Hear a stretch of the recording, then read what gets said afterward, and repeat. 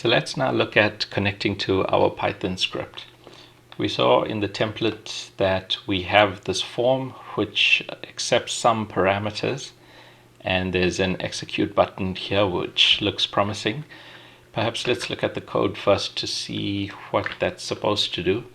So just with a quick browse look, we can see here, so we can see under the buttons we have this exec one, which is clearly this button. And in this callback function, and we recall that the callback triggers when we click the button.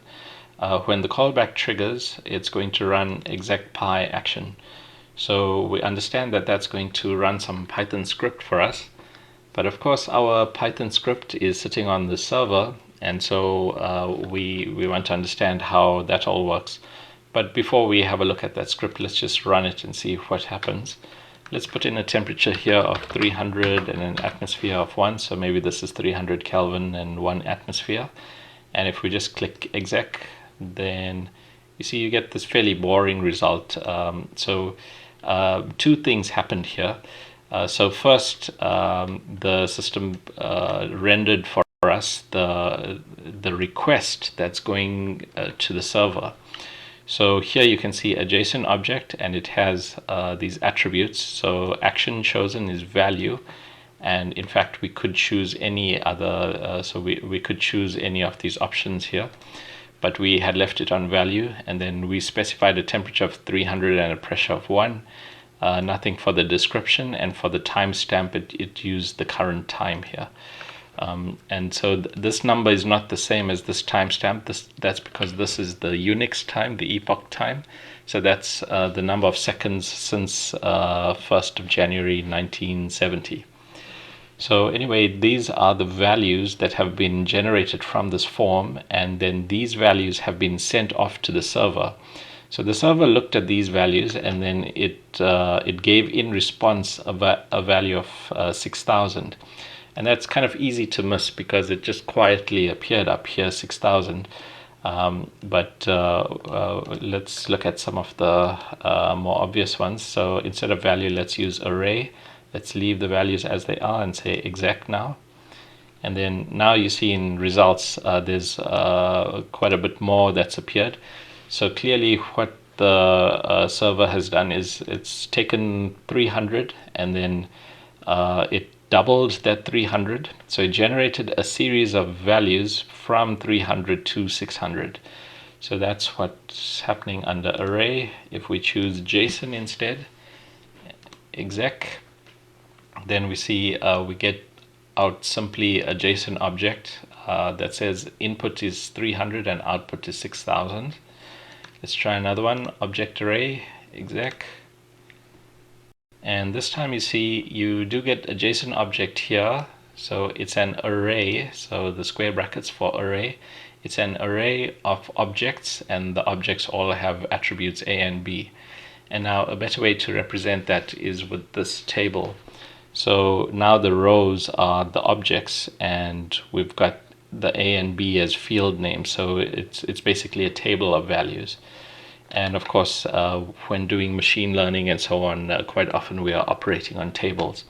So anyway, we can create a table. And just to mention also, this table is a special type of user interface object. And you can see that in the code here. So if you've chosen object array, you can see here we are adding AUE table. And here we are specifying the results coming back. So that's the other thing to notice. We specified exec_py action, and we passed it the values. And by the way, in this form, when you click a button, the argument that's passed to the callback function will be all the values in the form. So in the form, the button attached to that form, we send all the values of that form in, and then we can do some pre-processing here.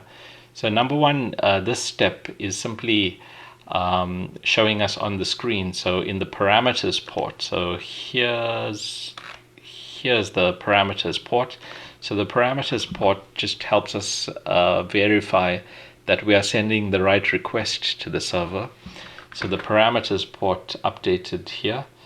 And then there's also this message port set loading.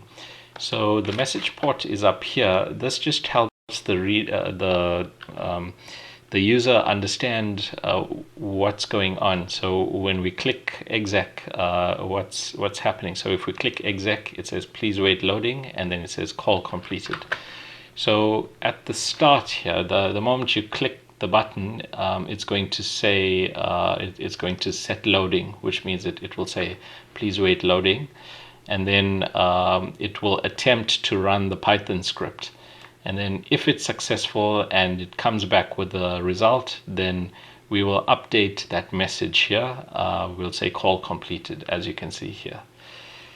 Right, so that's just a bit of helping the user to understand what's going on when something is clicked like that. And then now we've got this really exciting bit here, exec_py action. So we want to understand how is the script being run on the server. So in this template, if you go over to, so we're back in the project folder, and you see here there's this py folder. In the py folder, there's api.py. So application programming interface. Let's open this, and now you can see your Python script. There are, if you like, three main sections here. Well, of course, there's always the bit where we import our libraries, but the first important bit is where we process what's coming into this Python script. In other words, we understand that someone from the internet is making a request to our server. So someone is sending a request in this form, right, or from this form in this way. That's what I meant. So we accept that somebody using some device is going to send a request to us, and then we have to interpret that request. So all the request parameters will come through in this form. So in the arguments, in the first argument that's passed to the system. So that's why we need this library. So the system argument, that's actually the second argument, we translate that into a JSON object. So JSON.loads will accept a string, and it will pass that string and figure out the JSON for that. So then we record what we get in this post variable. And by the way, you don't have to change anything here. You see, there are plenty of other things you can modify, but if you stick to this basic template, then you know your transfers are going correctly. Then you might want to further process that. So even though we've passed the request to the server as a JSON object, still the attributes of that JSON object are all strings. And so we have to get the right type for those attributes. So for example, we've passed in temperature, right? We know that's one of the parameters that have been sent, but that's been sent as a string. So we have to coerce that string to be a float variable. So that's a wonderful term that they have in computer science, type coercion. So you anticipate that you have a string here, so you will attempt to convert it to a float variable. Then you know temperature is a number that you can operate on. And by the way, you do have to do a fair amount of error checking, because the user could enter anything. Quite often users make lots of mistakes when trying to use your system, and you have to be prepared for that. So you have to be prepared for the event that the user doesn't enter anything here, or that they might type a name, and so something that can't be coerced to be a number.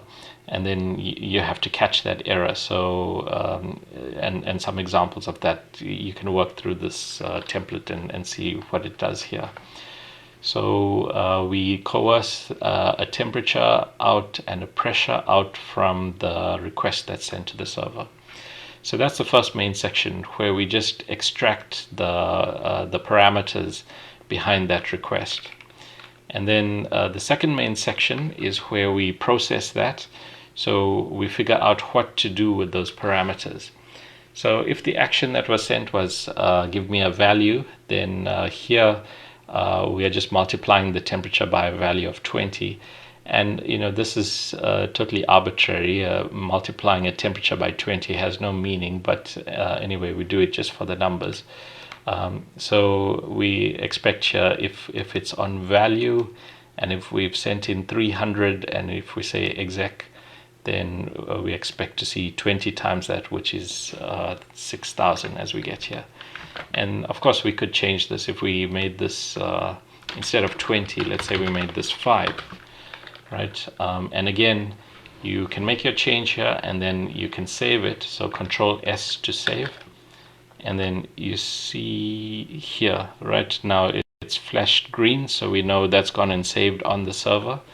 And so we know that when we run this now, it's going to multiply by 5 instead of 20. So you can see now 1,500 instead of 6,000. Right, so you see then you can actually edit your Python code pretty quickly and easily here, and just save it, and then you'll be able to communicate with that Python script here. So for the value, and then here was just I included this array action just because I wanted to verify that NumPy was working. So you see here we've imported NumPy as NP, so that's pretty standard. And there are a bunch of libraries available on the server. So of course there's NumPy, SciPy, scikit-learn. There's also pandas, GeoPandas, and there's a bunch of other ones. I can't remember all the libraries I unpacked there, but all the usual things. SymPy is there as well. There's also a virtual environment if you want to work on the server side and so on. But anyway, this is just showing NumPy. So here we are creating an array using NumPy. And then if you want a JSON object out, then you create a JSON object in the usual way. And just remember in JavaScript, if you come from a JavaScript background, your attribute naming is quite loose. In Python, it's a bit stricter with you have to use the right quotes and all that kind of thing.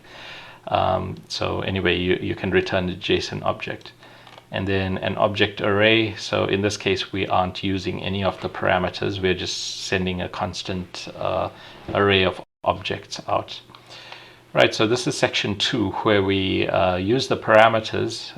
Well, for some of these, we've used the parameters, and we create a result. And then in the last section, you basically send this back to the client now. Right, so that's the terminology in software development or computer science. You have a client and you have a server. So the client is the device that's sending a request to the server. Then the server is obviously your remote computational resource where you do your processing in this case. And then of course, the client wants back that result. So when we say client in this context, we don't mean a kind of business relationship. Client is just the device or the user that's sending the request to the server. Right, so we have to, we've processed this, but it's just sitting in the memory on the server. It's not doing anything. It's not useful to anyone if it's just sitting there. Well, it depends what you're doing. But in this case, we are using this form and sending requests because we want to get results back. So if you want the client to get results back, then you have to send out the results here. So JSON dumps will convert a JSON object into a string, right? So the internet works by passing strings around. It doesn't work on actual objects themselves. So it converts any complex, and any one of these can be interpreted as a JSON object. So you can basically you can write the JSON object into a flat string, and then when you say print here, right, that's not printing to a printer, and it's not printing to a screen. It's basically printing back to the client. So if you like, the server is printing on the client. which means basically it's sending that string, it's transmitting that string back to the requester. So that's how the result comes back to us. So of course you can see here what's actually being sent is a JSON object, and the original post is sent back together with a result attribute. But behind this project template, there's code which basically looks up that result attribute, and then it sends it in as a result here. So if you look in your back in your class.customservice.js, you can see here the results. So when you exec py action, it goes into that api.python file, so it goes there, and then it comes back with the result. So the result that comes back, right? You can think of this as the client sent this request, and then the client waited and then captured that result when it came back from the server. Right, so that's the syntax. This exec py action has two arguments. The first argument is going to be all the parameters that we send to the server, and the second argument is the function that tells you what to do with the result that comes back from the server.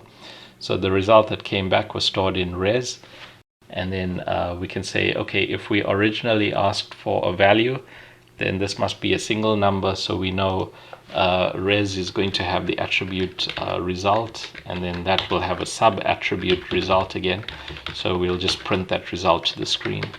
And then and it's basically the same idea here. So that's, if you like, the circuit for information, or the flow of information.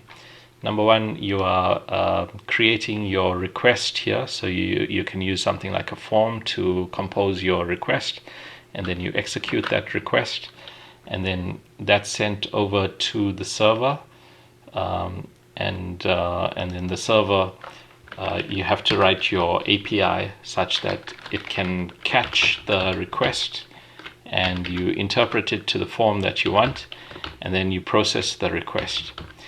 And then once you've got the result of that processing, then you print it back to the client. And of course, in here, this is where the action is. This is the script that you are used to writing. That's in our research group. And so you would go ahead and you would create your methods and apply your processing here. And by the way, it doesn't all have to sit inside api.py. You can load up any other scripts and so on. So you know how to import scripts, and you can refer to the playlist on Python where I talk about loading other files and so on.